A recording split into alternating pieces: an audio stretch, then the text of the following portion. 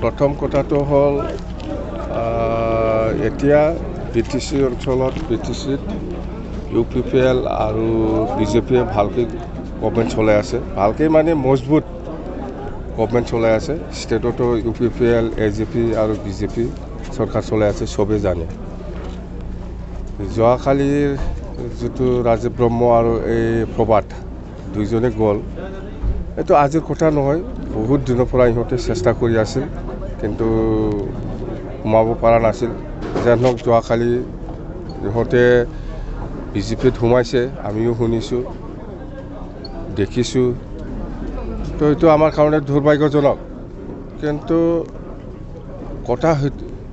কথাটো হ'ল যেনিবা BJP দলৰ পৰা নিশ্চয় ইহঁতক ল'ব বিচৰা নাছিল। মই যিমান দূৰ জানো বহুত 5 মাহ 6 মাহ হৈ গ'ল ইহঁতে চেষ্টা কৰি থকাটো, ল'ব ইচ্ছা নাছিলে, ল'বলৈ বাধ্য হৈছে লাষ্টত BJPয়ে। কথাটো হ'ল মই যিমান জানো মানে 40 লাখ টকা BJPৰ কাৰ হাতত দিছে এইটো দি সোমাইছে।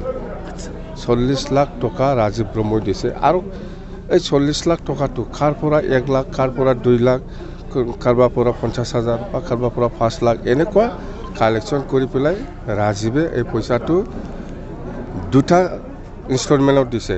ফাৰ্ষ্ট 20 লাখ একবাৰ আৰু পিছত 20 লাখ। কিন্তু এটা চ'ৰ্চ BJPৰ পৰা এটা চ'ৰ্চত কৈছে যে 40 লাখ নহয় 60 লাখে দিছে। মই শুনাটো কমেই শুনিছোঁ। যেন হওক এইটো আমাৰ কাৰণে দুৰ্ভাগ্যজনক। জানো BJPৰ কোন মানুহে এই পইচাটো ৰিচিভ কৰি পেলাই ৰাজীৱ ব্ৰহ্ম আৰু প্ৰভাতক BJP দলত সোমাইছে মই সেইটো নাজানো। মুঠতে কোনোবা আছে এই পইচা ৰিচিভ কৰাটো। স্যাৰ কালিও 2-3জন মান যাব বুলি শুনিছোঁ স্যাৰ। নাই, এইটোতো শুনিয়ে থাকিব আপোনালোকে, কোনে যাব কোনে নাযাব এইবিলাক বিষয় লৈ আমি আলোচনা কৰিছোঁ। যাব পাৰে কোনোবা আৰু, কিন্তু এই গৈছে বুলি আমাৰ BPF দলে দুৰ্বল হোৱা নাই। BPF দলে বেছি মজবুতহে হৈ আছে। আৰু আপোনালোকে চাওক, গোসাইগাঁও সমষ্টিত এইবাৰ আমাৰ BPFৰ কেণ্ডিডেট আছে, আমাৰ ধ্ৰুৱ কুমাৰ ব্ৰহ্ম ডাঙৰীয়া, নাৰ্জাৰী ডাঙৰীয়া। ধ্ৰুৱই জিকিব 100%। এইটো আৰু ভৱানীপুৰত হ'ল BJPক আমি জিকাব লাগে, BJPক আমি জিকাই দিম। আমাৰ দায়িত্ব সেইটোৱেই। মিত্ৰতাৰ সন্দৰ্ভত মই সেইটোৱে কৈছোঁ যে CM ছাৰৰ লগত মই আলোচনা কৰিছোঁ। মই নহয়, প্ৰবীণো আছিলোঁ, দুৰ্গা দাস বড়ো আছিলোঁ বা ৰবিৰাম নাৰ্জাৰীও আছিলোঁ।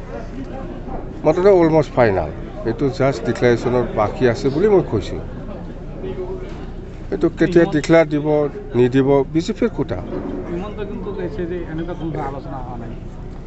সেইটো আপোনালোকৰ কথা। মই যিখিনি অভিজ্ঞতা বা মই যিখিনি আলোচনা কৰিছোঁ সেইটোৱে কৈছোঁ।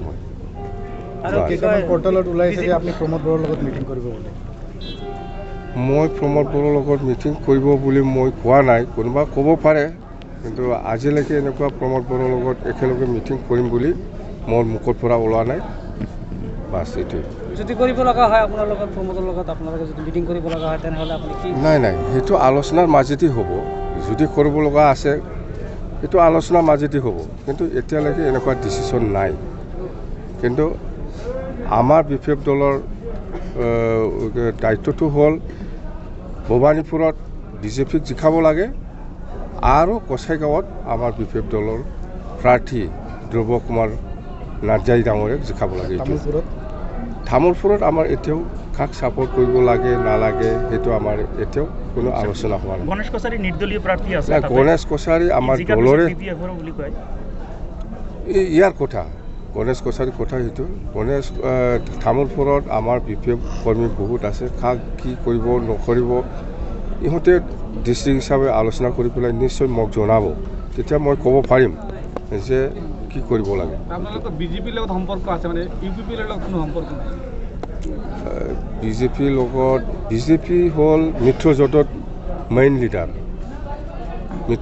মিত্ৰজোঁটত বহুত পলিটিকেল পাৰ্টি আছে, আপোনালোকে জানে অল ইণ্ডিয়া কিমানটা পাৰ্টি আছে 28টাতকৈ বেছি মিত্ৰজোঁটত পলিটিকেল পাৰ্টি আছে মই NDA মিটিং বহুতবাৰ কৰিলোঁ বহুতবাৰ বহিছোঁ মই তেতিয়া মই দেখা পাইছোঁ স্যাৰ একপক্ষীয় প্ৰেম বুলি কৈ আছে বিজেপিৰ কিছুমান নেতাই কি ক'ব এইবিলাক বুজি নাপায় মই এইবিলাক কথা বুজি নাপায় তাৰমানে মিত্ৰতাৰ কথাটো আপুনি কৈ আছে আৰু বিজেপিৰ কিছুমান নেতাই কৈ আছে হাগ্ৰামা এইবিলাক আপোনালোকে কি দেখিব না কি হৈ আছে হোৱা নাই পিছত দেখিব এইবিলাক কৈ লাভ নাই 28 নম্বৰ সমষ্টিত মূল প্ৰতিনিধি কোন হ'ব হোৱাত মেলা আছে ইয়াত 5জন না 6জন কেণ্ডিডেট আছে মূল যুঁজটো কাৰ লগত BFF ছিংগেল BFFৰ লগত যুঁজিব পৰা কোনো পলিটিকেল পাৰ্টি নাই এই গোসাইগাঁও সমষ্টিত এতিয়া বিজেপিটো কেণ্ডিডেট দিয়া নাই যিহেতু স্যার প্রমোদ বড়ুয়া রিসেন্টলি কৈছে যে বিপিএফৰ কোনো ফেকশন নহয় গতিকে ইউটিউবৰ লগত ফেকশন হয় এইটো আপুনি কি ক'ব বেলেগৰ কথাটো বেলেগৰ লগত কথা পাতক বেলেগৰ কথাটো মোৰ তাত কিয় আহে